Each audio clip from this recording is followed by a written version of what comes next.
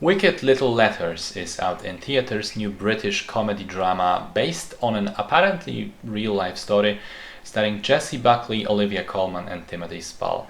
The story takes place in post-World War I England. Two women live right next to each other, basically next door apartments, small town, and these women couldn't be more different. Jessie Buckley plays Rose, a rowdy, free-spirited, loud, foul-mouthed Irish woman who moved into town after losing her husband during the war. She lives with her daughter and a new boyfriend, routinely swears loudly on the street, has loud sex, drinks at the pub. Meanwhile, Olivia Colman plays Edith, a middle-aged, unmarried woman living together with her parents, in particular an extremely exacting father. She's very proper, religious, careful with the way she speaks, the words she chooses, how she appears in public, and so on. And one day she begins getting letters filled with expletives and insults directed at her. And when the main suspect is identified as Rose, the police begins an official investigation.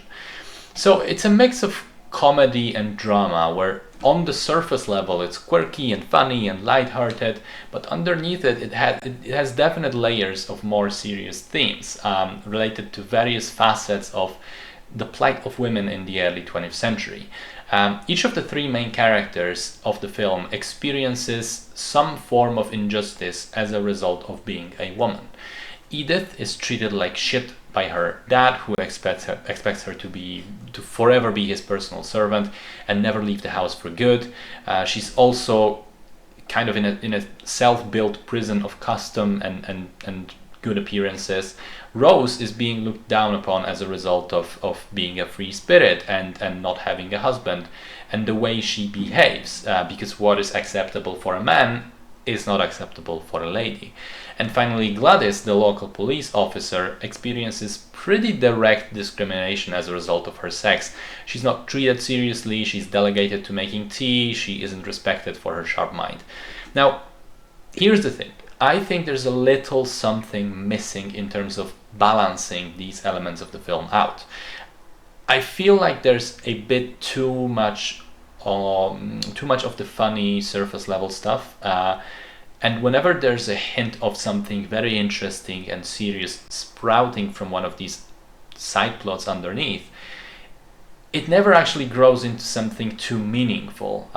Weird as it may sound, I thought this was the type of script that Taika Waititi could do very well on his good day, because if you think about some of his successful movies like Jojo Rabbit, Hunt for the Wilder People, Boy, they're all about being humorous on the surface, but crucially, when they get to the emotional heart of the story and the serious bits, they allow themselves a moment to be genuine and to be serious.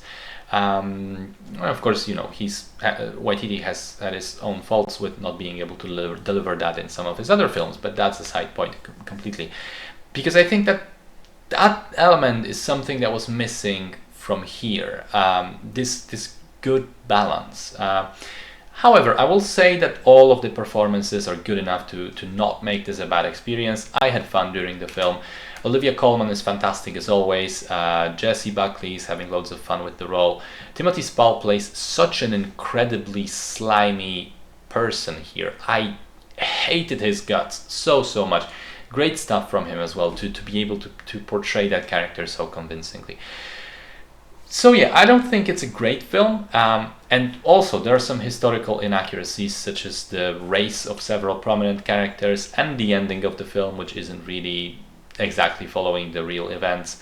And I always take a bit of issue with that sort of thing, with historical accuracy, when you're making a film based on a real story. But it's enjoyable enough thanks to a great cast doing a good job. So I think there will be people who like this one.